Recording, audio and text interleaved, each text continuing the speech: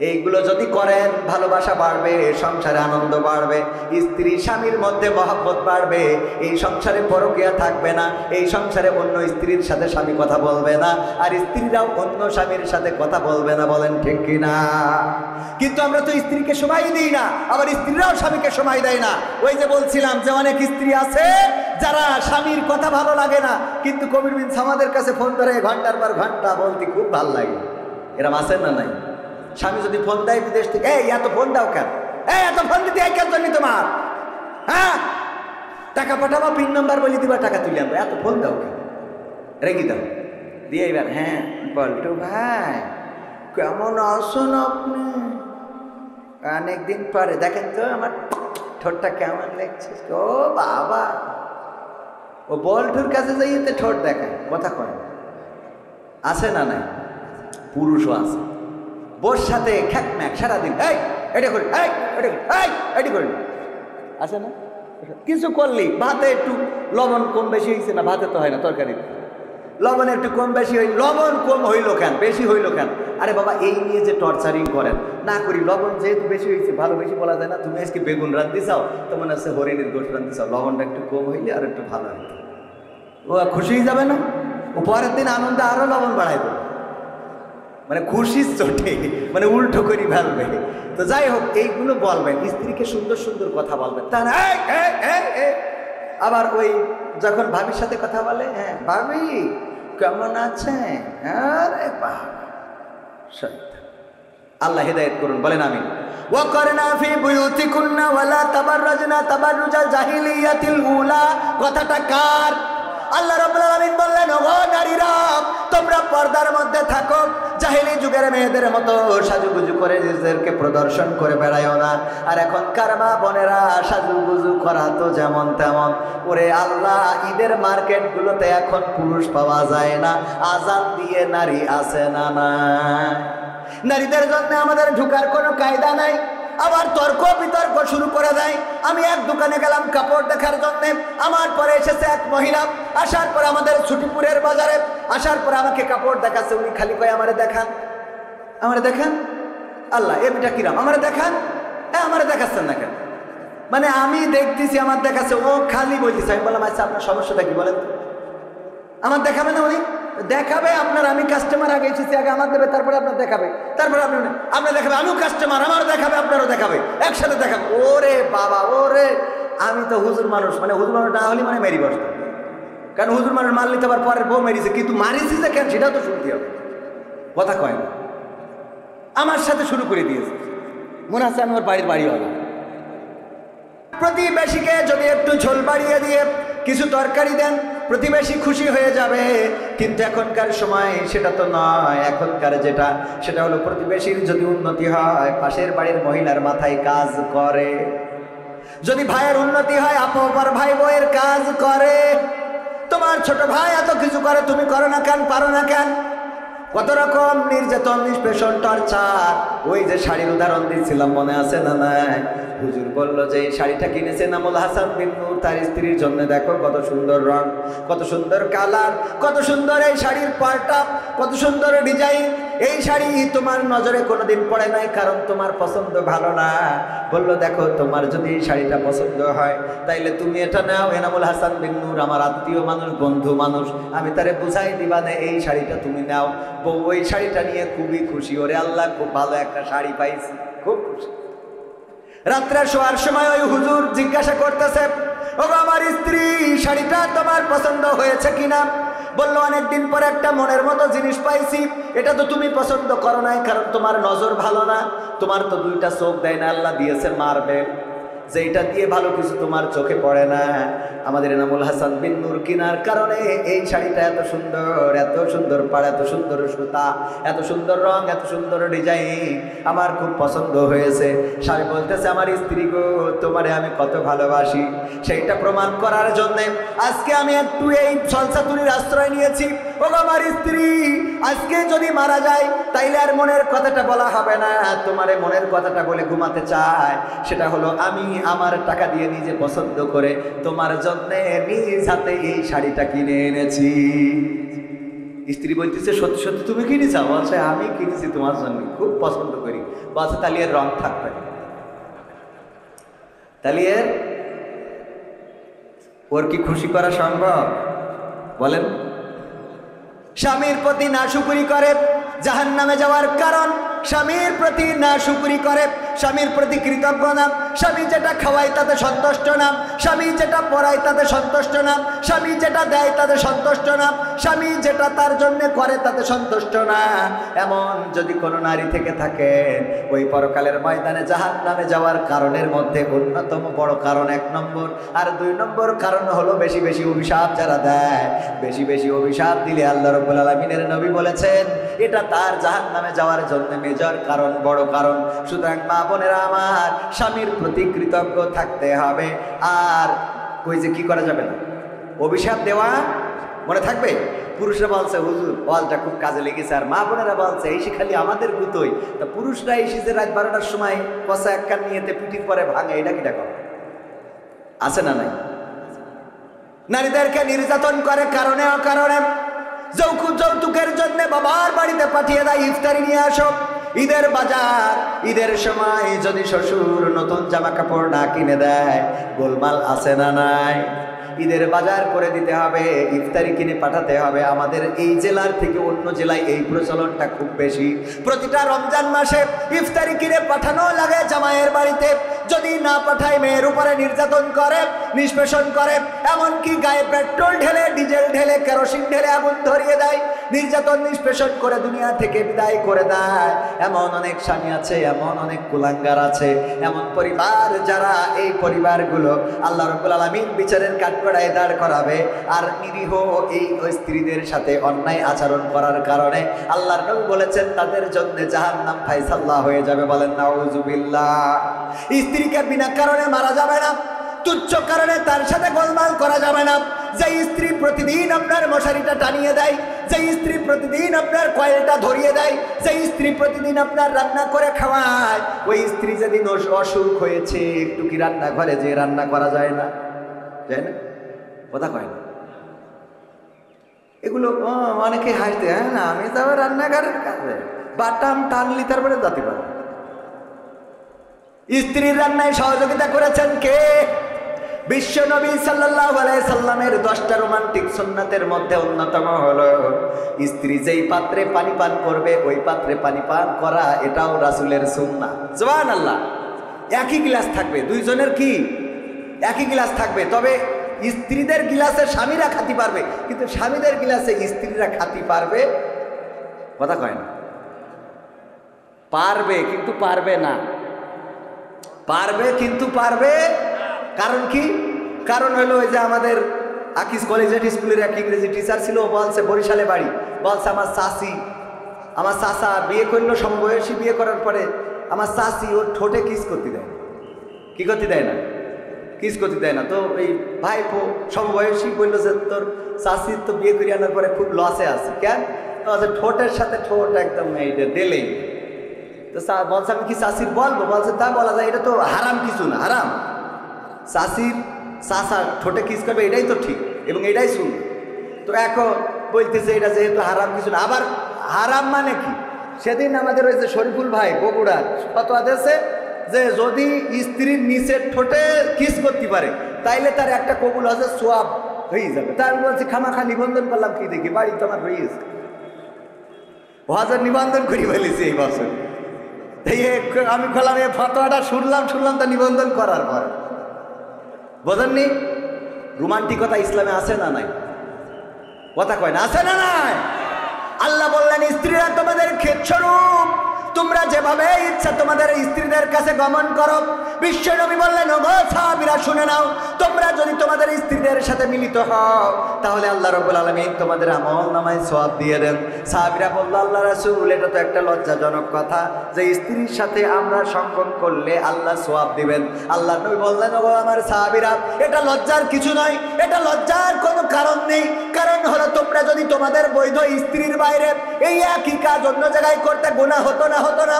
সাহাবীরা বললেন অবশ্যই গুনাহ হতো, শুধু তাই নয়, এমন গুনাহ দুনিয়ার পরে মাজা পর্যন্ত গেড়ে দিয়ে সঙ্গে সার করা হতো, আর পরকালে আল্লাহ জাহান্নাম দিয়ে দিবেন। আল্লাহর নবী বললেন সেই কাজটা যখন বৈধ জায়গায় করা হয়, আল্লাহ উল্টা তার পরিবর্তে সমান সওয়াব লিখে দেন। বলেন সুবহানাল্লাহ। যেমন গুনাহ হতো তেমন সওয়াব হয় স্ত্রীদের কাছে কমন করলে। বলেন সুবহানাল্লাহ। সুতরাং যুবকেরা বিয়ে তাড়াতাড়ি করার দরকার আছে না নাই? সওয়াবের জন্য হলেও বিয়েটা করে ফেলতে হবে। আল্লাহ কবুল করুন, বলেন আমিন। যুবকরা কয় হুজুর আব্বা তো বোঝে না, আছে না নাই? অনেক বাপ নিজের বিয়ের সময় ঠিকই দাদার সাথে বাড়াবাড়ি করে বিয়ে করেছে, অথচ ছেলের বিয়ের সময় বলে আগে প্রতিষ্ঠিত হও। তো তুমি কয় নম্বর প্রতিষ্ঠিত ছিলে বিয়ের সময়? ছেলের প্রতিষ্ঠিত আগে বিয়ে জয়েল কান্দে তুলে দাও, সোজা হয়ে যাবে। ঠিক না বে ঠিক? এই যে গরু দেখেন না, যদি ছাড়া পায় ও সারা গ্রাম ঘুরি তারপরে গইলি আসে। ঠিক না বে ঠিক? দামড়া গরু ছাড়া পাইলে এটা করে।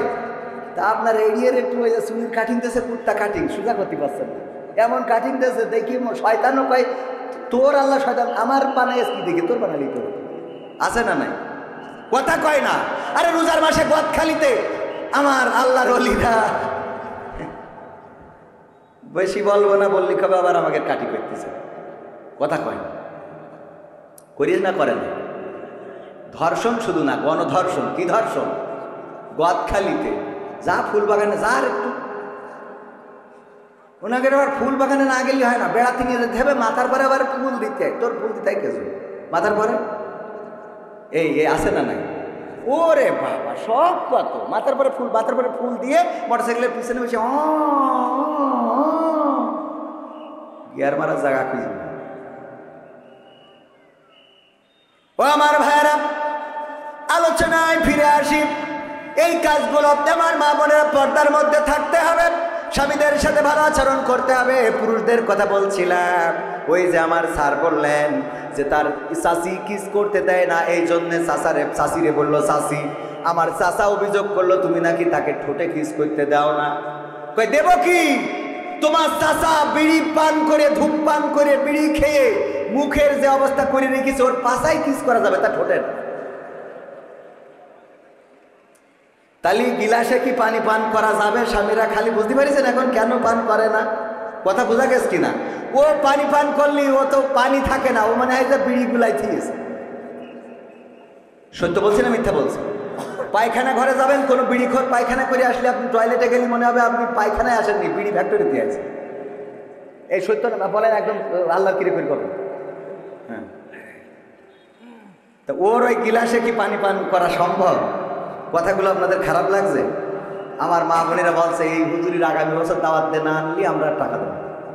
কারণ যে অতিষ্ঠ করতেছে জীবন শেষ। নামাজের সময় যখন ইমাম বলে ওয়ালা দলিন, এই যে হামিন কই ছাড়লো, দুই কান্দের ফেরেশতা খাতা থিম চলে যায়, যে পরে এসে লিখ পায়। এখন তুই আগে হামিন বললি না, আমি পরে আসবো, কারণ তোর মুখিতে যা বেরোইলো আপাতত থেকে থাকতে পারছি না। ঠিক না বে ঠিক? পাশে দাঁড়াইলে বোঝা যায়, দেখবেন বিড়িখোরের পাশে দাঁড়াইলে নামাজে ও যখন আমিন বলে, আমিনের গন্ধে ওখানে দাঁড়ানো কষ্ট হয়ে যায়। যারা নিয়মিত নামাজি তারা এটা বুঝতে পারবেন, আর নিয়মিত বিড়িখোর যারা, তারা তো জীবনে নামাজ পড়লে বুঝবেন না। ঠিক না বে ঠিক? তাইলে নবীর রোমান্টিক সুন্নাতের মধ্যে যেটা, স্ত্রী যেই গ্লাসে পানি পান করবে স্বামী সেই গ্লাসে পানি পান করবে, স্বামী যেই গ্লাসে পানি পান করবে স্ত্রীও সেই গ্লাসে পানি পান করবে। রোমান্টিক সুন্নতের মধ্যে রয়েছে একটাই বালিশ থাকবে, স্বামী স্ত্রীর ঘরে দুইটা বালিশ হবে না, এক বালিশে দুইজন মাথা দিয়ে ঘুমাবে। বলেন সুবহানাল্লাহ। শুধু তাই না, স্ত্রীদের সাথে দৌড় প্রতিযোগিতা করা, খেলা করা, আনন্দ করা। র্যাকেট খেলা যদি পর্দা থাকে, আবার র্যাকেট খেলা যদি স্কুল মাঠে যাওয়া যাবে। আপনি চাইলে আপনার স্ত্রীর সাথে র্যাকেট খেলতে পারবেন, আপনি চাইলে আপনার স্ত্রীরে বলবেন যে বল করতে, আপনি ব্যাট করবেন। এইগুলো যদি করেন ভালোবাসা বাড়বে, সংসারে আনন্দ বাড়বে, স্ত্রী স্বামীর মধ্যে মহব্বত বাড়বে, এই সংসারে পরকীয়া থাকবে না, এই সংসারে অন্য স্ত্রীর সাথে স্বামী কথা বলবে না, আর স্ত্রীরাও অন্য স্বামীর সাথে কথা বলবে না। বলেন ঠিক কিনা? কিন্তু আমরা তো স্ত্রীকে সময় দিই না, আবার স্ত্রীরাও স্বামীকে সময় দেয় না। ওই যে বলছিলাম যে অনেক স্ত্রী আছে যারা স্বামীর কথা ভালো লাগে না, কিন্তু কবির বিন সামাদের কাছে ফোন করে ঘন্টার পর ঘন্টা বলতে খুব ভালো লাগে। এরম আছে না নাই? স্বামী যদি ফোন দেয় বিদেশ থেকে, এই এত ফোন দাও কেন, এই এত ফোন দিতে কেন জন্য তোমার, হ্যাঁ? তা টাকা পাঠাবা, পিন নাম্বার বলে দিবা, টাকা তুলে আনবো। এত ফোন দাও কেন? রেখে দাও দিয়ে এবার, হ্যাঁ বল্টু ভাই কেমন আছেন আপনি? অনেকদিন পরে দেখেন তো আমার ঠোঁটটা কেমন লাগছে। ও বাবা, ও বল্টুর কাছে যাইতে ঠোঁট দেখায়, কথা কয় আছে না নাই? পুরুষও আছে, বোর সাথে খ্যাকম্যাক সারাদিন, এই এটা করি, এই এটা করি, এই এটি করি, আছে না? কিছু করলি ভাতে একটু লবণ কম বেশি হয়েছে না, ভাতে তো হয় না, তরকারি লবণ একটু কম বেশি হইল, লবণ কম হইল কেন, বেশি হইল কেন? আরে বাবা, এই নিয়ে যে টর্চারিং করেন না করি, লবণ যেহেতু বেশি হয়েছে, ভালো বেশি বলা যায় না। তুমি আজকে বেগুন রান্ধতে চাও, তো মনে হচ্ছে হরিণের গোশ রান্ধতে চাও, লবণটা একটু কম হইলে আর একটু ভালো হইলে ও খুশি হয়ে যাবে না? ও পরের দিন আনন্দে আরো লবণ বাড়াই দেবে, মানে খুশির চোটে, মানে উল্টো করি ভাববে। তো যাই হোক, এইগুলো বলবেন, স্ত্রীকে সুন্দর সুন্দর কথা বলবেন, তা না আবার ওই যখন ভাবির সাথে কথা বলে, হ্যাঁ ভাবি কেমন আছেন, আরে আল্লাহ হিদায়াত করুন, বলেন আমিন। ওয়াকরনা ফি বুয়ুতিকুন্না ওয়ালা তাবাররাজনা তাবাররুজাল জাহিলিয়াতিল উলা, কথাটা কার?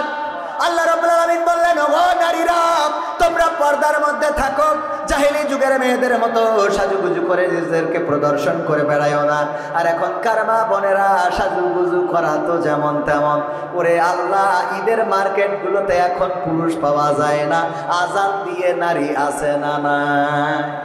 নারীদের জন্য আমাদের ঢুকার কোনো কায়দা নাই, আবার তর্ক বিতর্ক শুরু করে দেয়। আমি এক দোকানে গেলাম কাপড় দেখার জন্য, আমার পরে এসেছে এক মহিলা, আসার পর আমাদের ছুটিপুরের বাজারে আসার পর আমাকে কাপড় দেখাচ্ছে, উনি খালি কয় আমারে দেখান, আমারে দেখান। আল্লাহ, এটা কিরাম, আমারে দেখান, হ্যাঁ আমারে দেখাচ্ছেন না কেন? মানে আমি দেখতেছি আমার দেখাচ্ছে, ও খালি বলতেছে। আমি বললাম, আচ্ছা আপনার সমস্যাটা কি বলেন? আমার দেখাবে না? উনি দেখাবে আপনার, আমি কাস্টমার আগে এসেছি, আগে আমার দেবে, তারপরে আপনার দেখাবে, তারপরে আপনার দেখাবে, আমিও কাস্টমার, আমারও দেখাবে, আপনারও দেখাবে, একসাথে দেখাবে। ওরে বাবা, ওরে আমি তো হুজুর মানুষ, মানে হুজুর মানুষ না হলে মানে মেরি বসতাম, কারণ হুজুর মানুষ মারলে তো আবার পরের বউ মেরিছে, কিন্তু মারিছি যে কেন সেটাও তো শুনতে হবে, কথা কয় না। আমার সাথে শুরু করে দিয়েছে, মনে হচ্ছে আমি ওর বাড়ি হলো। এই অবস্থা নারীদের, এদের পরকালে কি হবে? আল্লাহ বলল, পর্দার মধ্যে থাকো, জাহিলি যুগের মেয়েদের মতো সাজুগুজু করে নিজেদেরকে প্রদর্শন করে বেড়ায়ও না। আর এখনকার মা বোনেরা সাজুগুজু তো করেই, বুরু কাটিং, তারপরে এই যে আইলা সাইলা পাইলা টিপ নুক্তা যা কিছু আছে সব দিয়ে তারপরে বুরকা পরে। বাড়িতে যখন যায় তখন মনে হয় জান্নাতুল ফেরদাউস বেরোইল, ঠিক না বে ঠিক? আর গদখালি যাওয়ার পরে ওর মধ্যে যে ঢোকে সেই জাহান্নামের টিকিট নিয়ে বাড়ি চলে যায়, কথা কয় না, আছে না নাই?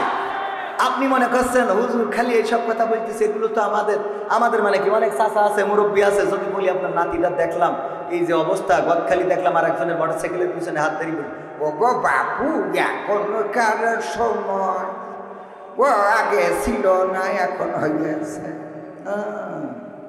এখন হইয়াছে, আছে না নাই? ও যে তোর ডেকে জাহান্নামে নিয়ে যাচ্ছে, পরকালে বলবে যে আমার দাদা ওরে ধরো, কথা কয়, ঠিক না ভাই ঠিক? এই জন্য পর্দা করাতে হবে, সাজুগুজু করা বন্ধ করাতে হবে। আর এই সাজুগুজুগুলো যখন করে, নাইট ক্রিম মেখে কালো মানুষটাও পরিষ্কার হয়ে গেছে। আমার গ্রামেও দেখি যেই লোকটা ছিল কালো, যেই মেয়েটা কালো, হঠাৎ 4 মাস 5 মাস 1 বছর পরে দেখা যায় যে সে ফকফকি পরিষ্কার। এই পরিষ্কার ছেলেরা প্রতারিত হয়, মেকআপ দেখে প্রতারিত হয়। এইগুলো দেখে বলে আমি ওরে ছাড়া বাঁচবো না, আর বিয়ের পরে বিপদে পড়ে যাই।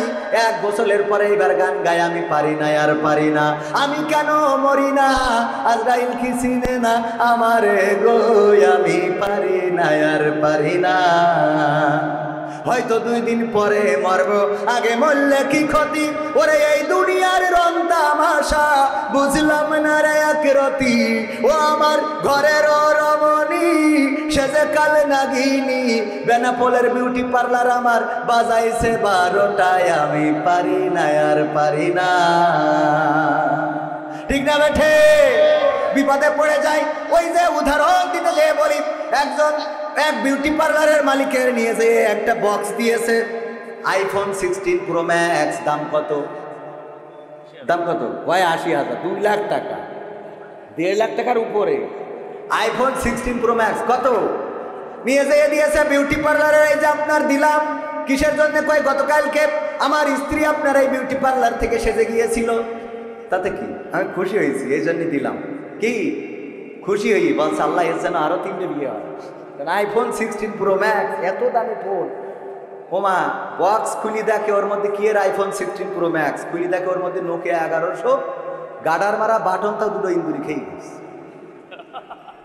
লিখা রয়েছে কি, এখন কেমন লাগে এখন, কারণ কালকে তুমি যে মালদারে সাজাইছো, এক গোসলের পরে যখন আমি বিয়ে করে নিয়ে যে ঘুমটা উঠালাম, তখন দেখলাম পরিমণির খালাতো বোন, কিন্তু সকালবেলা গোসলের পরে দেখি নোকিয়া 1100, গাডার মারা বাটন ও ইন্দুরি খেয়ে গেছে।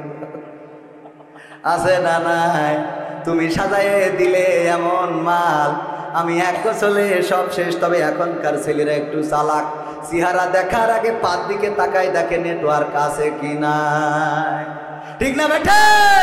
আর যারা বোঝে না তাদের বুঝাই দিলাম, এখন মা বোনেরা যতই মেকআপ করেন কাজে লাগবে, কারণ পাই দেখবেন যে ওখানে টাওয়ার পাচ্ছে কিনা। যদি দেখেন মুখের সাথে পার নেটওয়ার্কের মিল নেই, একটা ওয়ারিদার একটা গ্রামীণ, তাইলে বলবেন যে ভেজাল আছে না, একটা ওয়ারিদ একটা গ্রামীণ, এইটা যদি হয় এয়ারটেল আর গ্রামীণ, তাইলে বলবেন ভেজাল আছে, ওইটারে বিয়ে করা যাবে।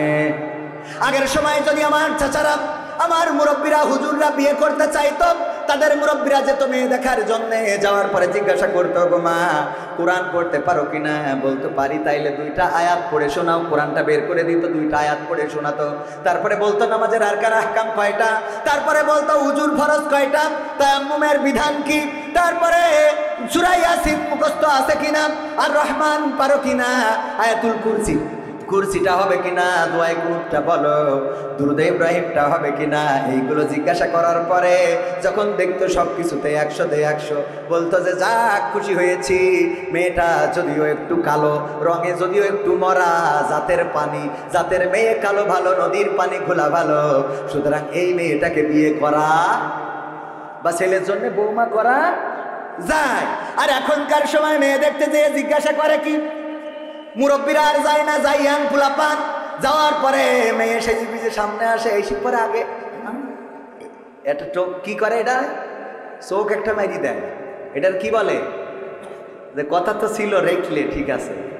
এরপরে কয় দোস্ত জিজ্ঞেস কর, ভাবি আপনার টিকটকে ফলোয়ার্স কত আছে? টিকটকে আপনি রিলস ভিডিও কি করতে পারেন? আপনার ফেসবুকে ভিউজ কেমন হয়? আর্নিং আছে কিনা? মুরব্বীরা বুঝতে পারছেন না, কিন্তু ইয়াংরা বুঝতে পারছে জিনিসগুলো কি। আপনি কাপল ভুলাক করতে পারবেন কিনা? কাপল ভুলাক বোঝেন তো? স্বামী দাঁড়ায় থাকবে পিছনে কোথায়, আর স্ত্রী আসবে ক্যামেরার সামনে, হাই গাইস সবাই কেমন আছো, আমি না বলে আজকে লাইভে চলে এসেছি, তোমরা মাইন্ড করবা না, আমার কথা শুনতে পেলে তোমরা একটু আমাকে কমেন্ট করে জানাও। তোমাদের বলেছিলাম আমি কিন্তু আমার শুভ কাজটা সেরে নিয়েছি। আমার পাগলটা পিছনে দাঁড়িয়ে, এই হাই বলো, ও পিছনে বলে হ্যাঁ, ওই যে আমার পাগলটা দাঁড়ানো, হ্যাঁ। ও মা, কবির বিন সামাদ জয়েন করেছে, হাই কবির বিন সামাদ। এটার কি ফ্লাইং কিস আছে না নাই? এইগুলো করে জাহান্নামের রাস্তা ক্লিয়ার করে নিচ্ছে, জাহান্নামের দিকে ধাবিত হচ্ছে। আমার মা বোনেরা, আমাদের মা বোনদের মেয়েরা, আমাদের যারা দাদা আছেন তাদের নাতিরা, যারা বাবা আছেন তাদের সন্তানেরা এই অন্যায়গুলো অপরাধগুলো করছে, আর আপনি দেখেন না, শাসন করেন না, কন্ট্রোল করেন না। আপনার মেয়ে কার সাথে গদখালিতে যায়, কোন ইজি বাইকে চড়ে যায়, ওইখানে যাওয়ার পরে ওই যে 380 ডিগ্রিতে ঘুরে লাইট করে আর মোবাইল করে নাচ করে, আর চারিদিক থেকে ভিডিওগুলো ধারণ করে, ওইগুলো অনলাইনে দিয়ে দেয়। এই অনলাইনে দেওয়ার কারণে আপনার মেয়েকে দেখার পরে, ওই নাচ দেখার পরে যখন কোনো যুবক ভুল পথে চলে গেল, খারাপ পথে হাঁটলো, এটার জন্যও আপনার আমলনামায় গুনাহ লিপিবদ্ধ হবে। এই জন্য আল্লাহ রাব্বুল আলামিন কোরআনে বলেছেন, পরকালের ময়দানে বান্দারা বলবে, আল্লাহ আমার জীবনে তো এত গুনাহ ছিল না, এত গুনাহ আমার আমলনামায় কেমনে আসলো? তখন ওই আল্লাহ রাব্বুল আলামিন তাদেরকে বলবে, ওগো বান্দা শুনে নাও, তুমি এমন কাজ করেছিলে যেই কাজের গুনাহটা চলমান ছিল, তুমি তো করো নাই, কিন্তু তোমার সন্তান করেছে, তোমার সন্তানের দেখা দেখি আরো অনেকেই অন্যায় জড়িয়ে পড়েছে, ওদের গুনাহগুলো একটু একটু করে তোমার আমলনামায় এসে যোগ হয়েছে।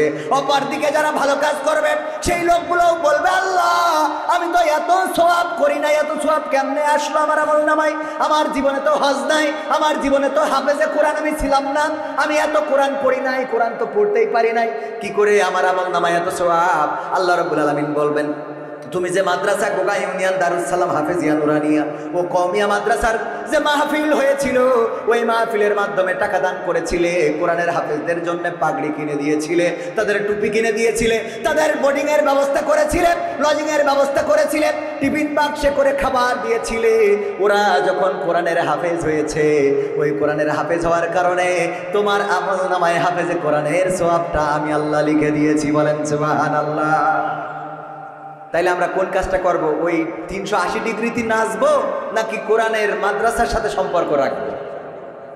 মাদ্রাসার সাথে যদি সম্পর্ক রাখতে পারেন, কোরআন পড়বে আমার কোরআনের হাফেজেরা, হাদিস পড়বে আমার কোরআনের হাফেজেরা, আর আপনি ঘরে বসে বসে সওয়াব পাবেন। এমনকি এই মাদ্রাসা কিয়ামত পর্যন্ত জারি যদি থাকে, কিয়ামত পর্যন্ত সাদাকায়ে জারিয়া হিসাবে আপনার আমলনামায় সওয়াব পৌঁছাতে থাকবে। বলেন সুবহানাল্লাহ। এই জন্য কোরআনের সাথে সম্পর্ক রাখার দরকার আছে না নাই? কোরআনের সাথে সম্পর্ক রাখবো। কোরআন আছে যেখানে আমরা আছি, কোরআনের সাথে যারা করবে দ্বন্দ্ব, তাদের সাথে কবু হবে না আপোষ হবে। যদি বলে কোরআনে রাজনীতি নেই, যারা বলবে ওরা যদি আমাদের দলের লোক হয় মানা যাবে। যদি জামাতরা বলে কোরআনে রাজনীতি নেই, মানবো না? মানবো না। বিএনপি বললেও মানবো না, আওয়ামী লীগ বললেও মানবো না। কোরআনের সাথে রাজনীতির সম্পর্ক আছে না নাই? কোরআনের সাথে যারা করবে দ্বন্দ্ব, তাদের সাথে কবু হবে না আপোষ। কোরআনের সাথে যারা করবে দ্বন্দ্ব, তাদের সাথে কবু হবে না আপোষ। জেল জুলুম হলেও হবে, জেল জুলুম হলেও হবে, বিবেকের কাছে তো রব নির্দোষ। আমার রবের কাছে রব নির্দোষ, মহান প্রভুর কাছে রব নির্দোষ। কোরআনের সাথে যারা করবে দ্বন্দ্ব, তাদের সাথে কবু হবে না। কোরআনের কথা যারা বলে যায় আজ, তাদের দমাতে কত ফন্দি। কাউকে ধরে নিয়ে দিয়েছে ফাঁসি, কাউকে রেখেছিল বন্দি। ঠিক না বেঠে? কোরআনের কথা যারা বলে যায় আজ, তাদের দমাতে কত ফন্দি। কাউকে ধরে নিয়ে দিয়েছে ফাঁসি, কাউকে রেখেছিল বন্দি। হক কথা বললে জ্বলে যায় গা, কোরআনের কথা সইতে পারে না। হক কথা বললে জ্বলে যায় গা, কোরআনের কথা সইতে পারে না। জানি না তাদের আমাদের পরে কেন এত আক্রোশ। ঠিক না বেঠে?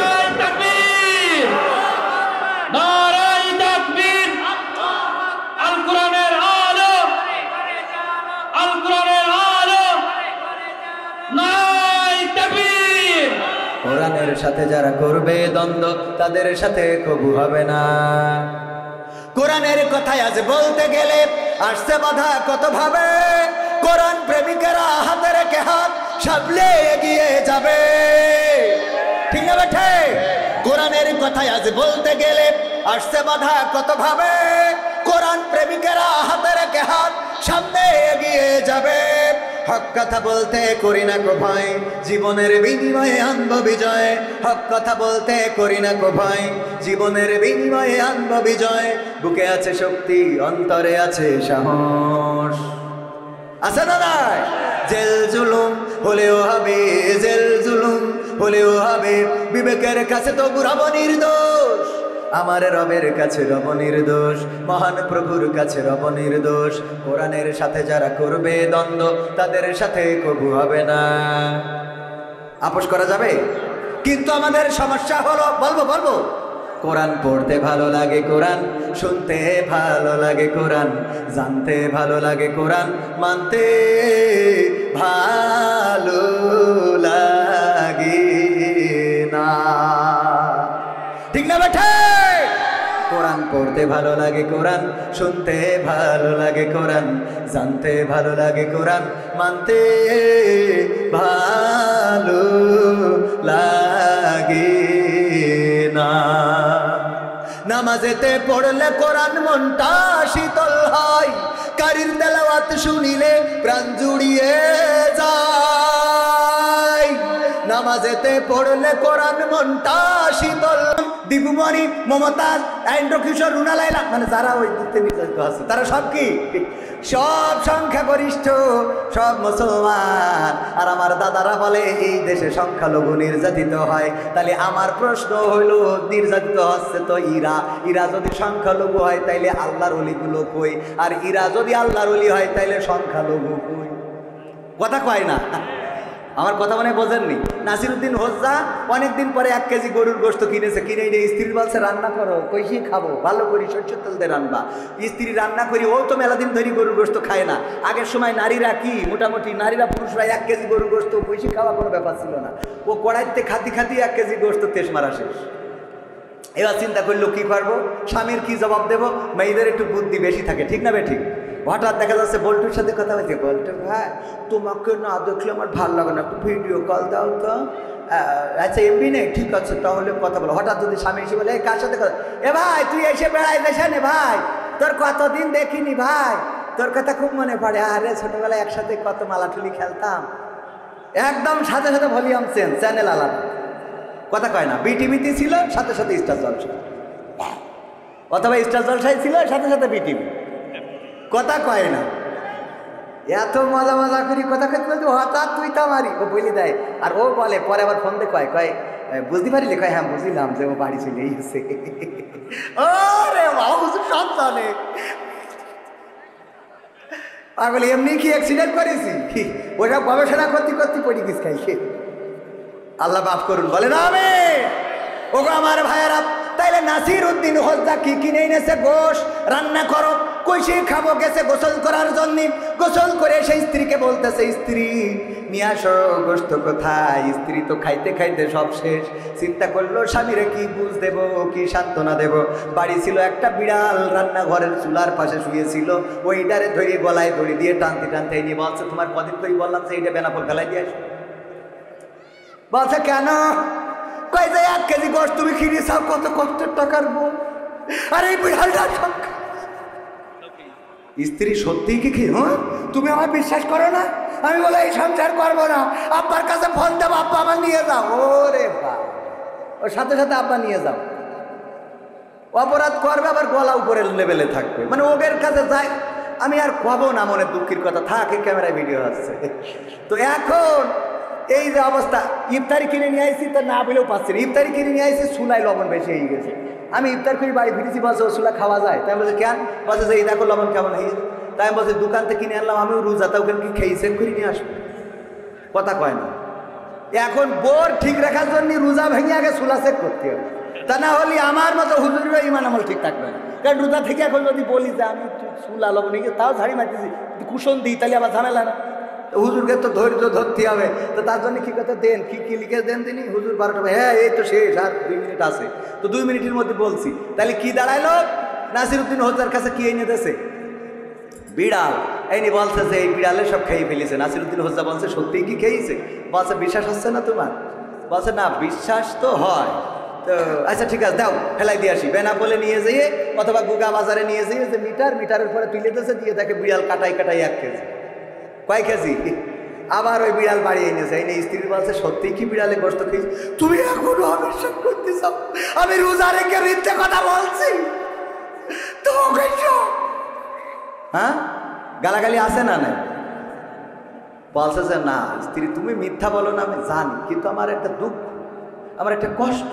এই বিড়ালটা গোগা বাজারে নিয়ে যেয়ে ওজন দিলাম, দেওয়ার পরে দেখি বিড়ালটা কাটাই 1 কেজি। এখন আমার প্রশ্ন হলো, এইটা যদি সেই বিড়াল হয় তাহলে আমার সে গোশত ডাকুক, আর এইটা যদি সেই গোশত হয় তা আমার সে বিড়াল ডাকুক।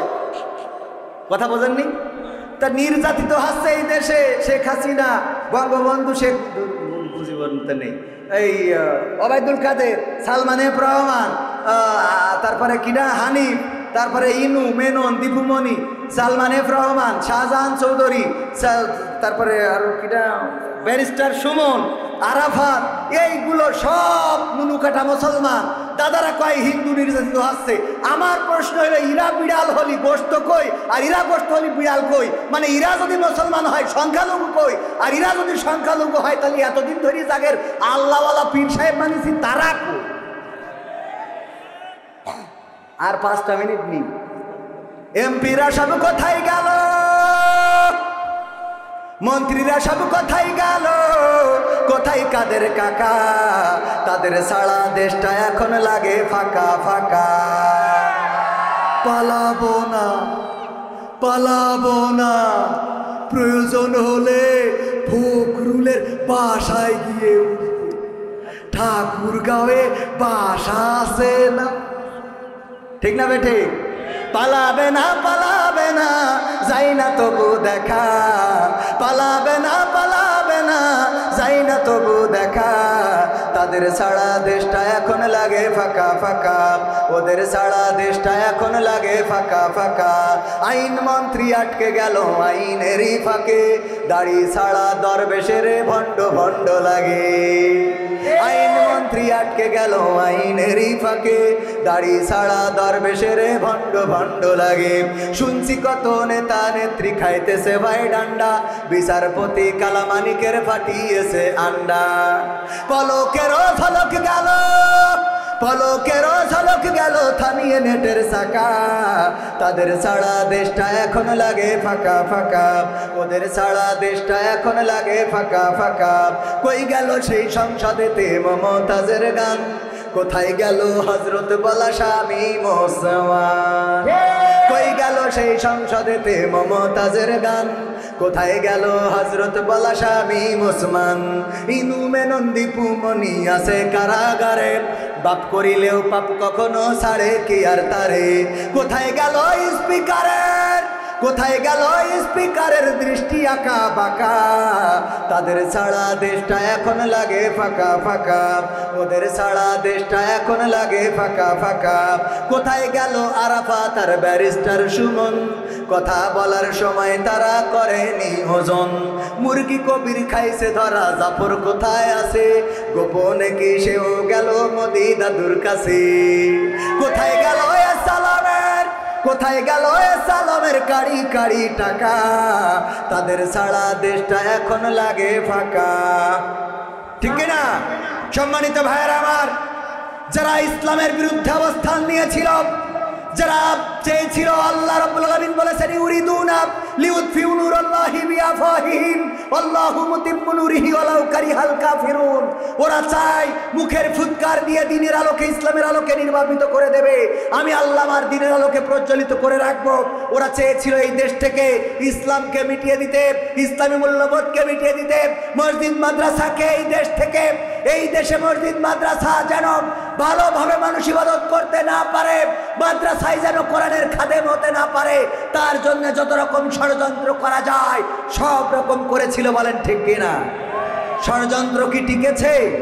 মসজিদ আছে, মাদ্রাসা আছে, আলেম আছে, ওলামা আছে, মামুনুল হক আছে, আমির হামজা আছে, কিন্তু যাদেরকে তারা নিঃশেষ করে দিতে চেয়েছিল তারা এই বাংলাদেশে নাই। বলেন ঠিক কিনা? এখনো যারা ইসলাম নিয়ে ষড়যন্ত্র করছে তাদেরকে স্পষ্ট করে দিতে চায়, অধ্যত্তকারীদের অবস্থান বাংলাদেশে হবে না। এই বাংলাদেশ রক্ত দিয়ে এনেছি, জীবন দিয়ে এনেছি, রক্ত দিয়ে এই দেশের স্বাধীনতা সার্বভৌমত্ব রাখবো। যারা মনে করে এই দেশের স্বাধীনতাকে বিপন্ন করবে, আল্লাহর কসম করে বলি তাদের স্বপ্ন পূরণ হবে না। এখন বাংলাদেশের মানুষ সিদ্ধান্ত নিয়েছে, সব দল দেখা শেষ, দাড়ি টুপির বাংলাদেশ, ঠিক না বেঠে? সব দল দেখা শেষ, সবাই বলেন সব দল দেখা শেষ, সব দল দেখা শেষ। এই কথা বললে যদি কেউ মনে করেন জামাতের কথা বলেছি, চরমনের কথা বলেছি, না, আমি বলবো যারা এই কোরআনের পক্ষে বলবে তারা যদি বিএনপির হয় আমরা তাদের লোক, তারা যদি আওয়ামী লীগের হয় আমরা তাদের লোক, তারা জাসদের বাসদের যদি হয় কোরআনের পক্ষে থাকলে আমরা তাদের লোক। কিন্তু জামাতে ইসলাম যদি কোরআনের বিপক্ষে দাঁড়িয়ে যায়, আল্লাহর কসম করে বলি এই জামাতের বিরুদ্ধে আমাদের আন্দোলন, ঠিক না ঠিক? সুতরাং ভুল বুঝার কোনো সুযোগ নেই। কোরআন আছে যেখানে, আমরা আছি সেখানে। আমরা আমাদের সব দেখেছি ইতিপূর্বে এই দেশে ইসলামের জন্য, দেশের জন্য, কোরআনের জন্য রক্ত দিয়েছে মুসলমানেরা, মাদ্রাসার ছাত্ররা, আলেম ওলামারা, মসজিদের ইমামেরা, খতিবেরা, ইসলামী আন্দোলনের নেতা কর্মীরা কোন রাম বাম রক্ত দেয় নাই। সুতরাং এই দেশে রাম বামের পরিকল্পনা সফল হবে না।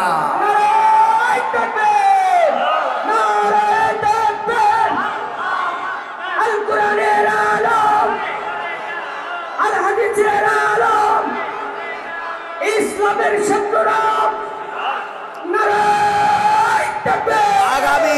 আগামীর দিন আসছে বড় ক্রিটিক্যাল দিন। ষড়যন্ত্র চলছে, ছিনতাই লীগ, ডাকাত লীগ, ধর্ষণ লীগ, শ্রমিক লীগ, রিক্সাওয়ালা লীগ, আনসার লীগ, এক একটা নামে যে দাঁড়াচ্ছে রাজপথে। ইবতেদায়ীর শিক্ষক বহু বছর ধরে চাকরি করে, প্রতিষ্ঠানের নাম জানে না, দেখেছেন কিনা? সুতরাং ষড়যন্ত্রকে যদি মোকাবেলা করতে হয় তাহলে অবশ্যই সোচ্চার থাকতে হবে। যদি আইন প্রশাসনের লোক সুনির্দিষ্ট কোন পদক্ষেপ গ্রহণ না করে, জনগণ লাঠির মাথায় আইন তুলে নিতে হবে। ডাকাত কয়টা পায়ে দড়ি ভেঙে উল্টা বেঁধে উল্টা টানানোতে ডাকাত কমেছে না কমে নাই? ধর্ষণকারী পাবেন, উল্টা টানাবেন, পৃথিবী থেকে বিদায় করে দেবেন। আইনের কাজ যদি আইন না করে জনগণ করে দেবে, ঠিক না বেঠে? আইনের কাজ আইন না করলে জনগণ করে দেবে। স্পষ্ট করে বলে দিতে চায়, আগামীর দিনে বাংলাদেশে ষড়যন্ত্র করে পার পাওয়া যাবে না। 1400 ছাত্র, 14,000 15,000 ছাত্র যদি জীবন দিতে পারে তাহলে বাংলাদেশের লাখো মুসলিমও জীবন দিতে। সুতরাং দিনের ডাক যদি আসে, কোরআনের ডাক যদি আসে, আল্লাহর পথে জান মাল দিয়ে যদি সংগ্রাম করতে বলে, রাজপথে যদি নামতে বলে, বুকের রক্ত যদি ঢালতে হয়, সেই রক্তের সাগরে সাঁতার কেটে কেটে একটি রক্তাক্ত বিপ্লবী কালেমার পতাকা, কোরআনের পতাকা বাংলার জমিনে উড়াতে রাজি কারা কারা দেখতে চায়?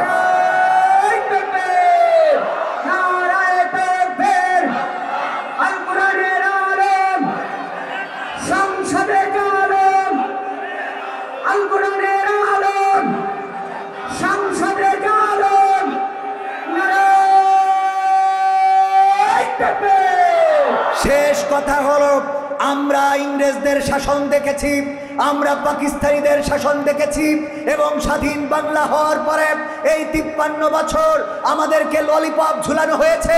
কেউ বলেছে নতুন বাংলাদেশ গড়া হবে, কেউ বলেছে সোনার বাংলাদেশ গড়া হবে, কেউ বলেছে সবুজ বাংলাদেশ গড়া হবে, কেউ বলেছে স্মার্ট বাংলাদেশ গড়া হবে, কেউ বলেছে ডিজিটাল বাংলাদেশ গড়া হবে। আর স্মার্ট বাংলাদেশ গড়তে যেয়ে স্টেজ পর্যন্ত ভেঙে ফেলেছে, বলেন ঠিক কিনা? আমরা আর নতুন বাংলা দেখতে চাই না, সবুজ বাংলা দেখতে চাই না, সোনার বাংলা দেখতে চাই না, আমরা ডিজিটাল বাংলা দেখতে চাই না, স্মার্ট বাংলা দেখতে চাই না। আমাদের এখন সিদ্ধান্ত হলো আগামীতে কোরআনের বাংলা দেখতে চাই, আগামীতে আল্লাহর বাংলা দেখতে চাই, আগামীতে দ্বীনের বাংলা দেখতে চাই, আগামীতে দাড়ি টুপিদের বাংলা দেখতে চাই। আমরা স্বাধীন বাংলা, সোনার বাংলা, রূপালী বাংলাতে শান্তি পাই নাই, কোরআনের বাংলা দিয়ে দেখবো শান্তি আসে কি আসে না। আল্লাহ আমাদের সেই তৌফিক দান করুন, বলেন আমিন। আসসালামু আলাইকুম ওয়া রাহমাতুল্লাহ।